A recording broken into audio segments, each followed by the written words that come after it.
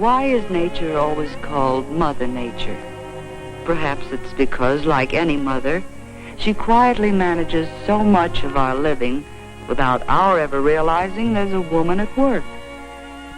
Why, right from the beginning, we breathe and sleep and wake up with no more conscious planning than we used in sprouting teeth. Mother Nature controls many of our routine bodily processes through automatic control centers called glands. The story of menstruation really begins with one particular gland.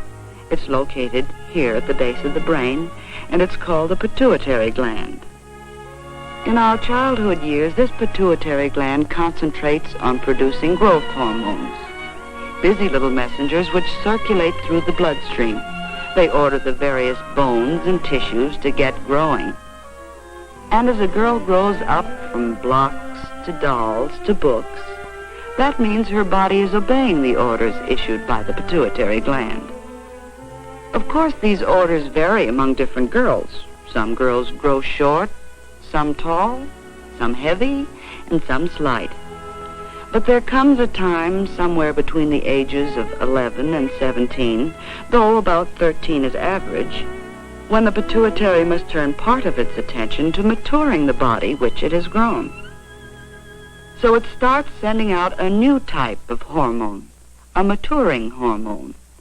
And that is when menstruation begins, when these maturing hormones start coming down through the bloodstream to the ovaries. The ovaries themselves are glands about the size of almonds, and locked within each ovary are thousands of eggs. Although these eggs are too small to be seen by the human eye, any one of them has the possibility of someday becoming a human being. Near the ovaries are the fallopian tubes, short canals which lead to the uterus or womb. This hollow pear-shaped organ opens into the vagina, which is part of the birth canal, and is the external opening for this whole group of organs. So, as you see, there is a continuous passage from each ovary through the fallopian tubes, uterus, and vagina to the outside of the body. These organs function in a continuous cycle. The pituitary gland starts the process when it sends its maturing hormones down through the bloodstream to the ovaries. Now one of the ovaries passes on an order of its own to the uterus. It tells the cells which make up the lining of the uterus to multiply and fill themselves with watery fluids and blood. This begins to build up a thickened lining of somewhat velvety material. At the same time, an ovary has been maturing an ovum or egg, which is magnified here so that we can see it. About once a month, one of these tiny eggs passes out of the ovary and finds its way into a fallopian tube, where it moves along toward the uterus. If the egg is impregnated, which happens when a woman is going to have a child, the egg will stay within the uterus. Then the thickened lining will provide nourishment for the budding human being through the early days of its development. However, most eggs pass through the fallopian tubes without being fertilized. When this happens, there's no use for that potential nourishment in the built-up lining of the uterus. And so, in a few days, it passes from the body. This is the flow which we call menstruation. So, as we see now, menstruation is just one routine step in a normal and natural cycle that is going on continuously within the body. The time between periods is usually about 28 days. However, it may be shorter for some girls and longer for others. The flow itself may last anywhere from 3 days to 7. Yet each of these different schedules may be normal, for just as the pituitary gland orders some girls to grow short, some tall, some heavy, and some slight, so its orders about menstruation may differ widely among normal women. The important thing is that you should be fairly regular within yourself. Of course, a girl may be irregular during the first year or so, but after that, when her system has settled down into a routine, her period should always be about the same number of days apart and last about the same length of time. Try not to throw yourself off schedule by getting overtired, emotionally upset, or catching cold. And if your timing goes seriously wrong, or you're bothered with severe cramps or headaches, you should have a talk with your doctor. Of course, you'll want to keep a personal calendar. Mark the first day of each period and check to see that there are about the same number of days between periods. It's not only a useful record of past performance, but it comes in handy when you have to plan ahead. This calendar appears in an interesting booklet called Very Personally Yours.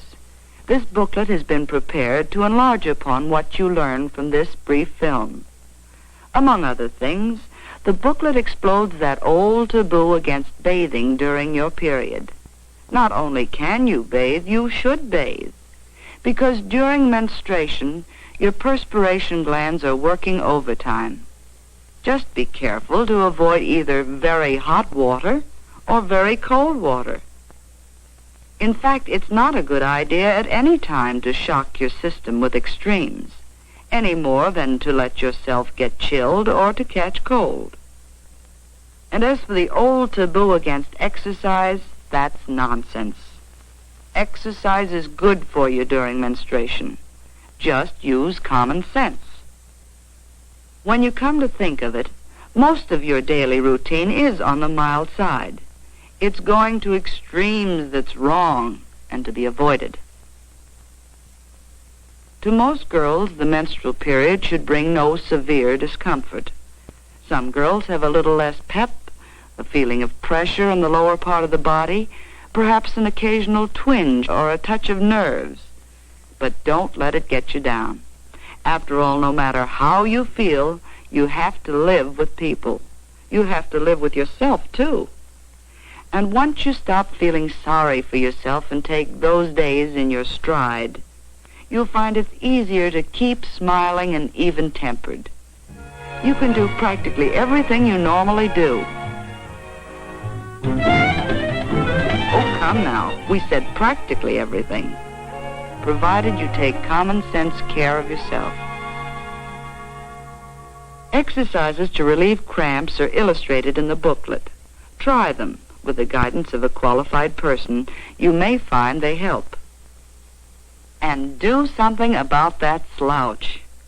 Slumpy posture is just as bad inside as it looks outside.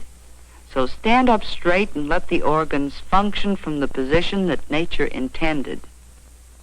One way to help them function normally is to avoid constipation.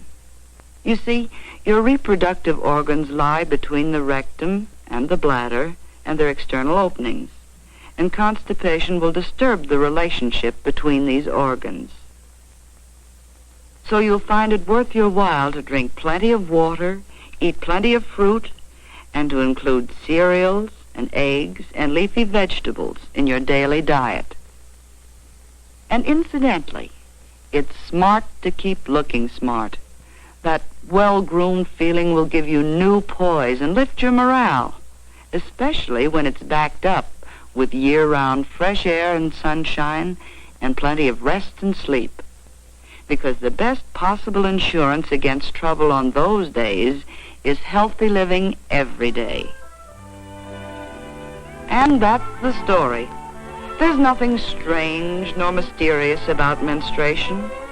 All life is built on cycles, and the menstrual cycle is one normal and natural part of nature's eternal plan for passing on the gift of life.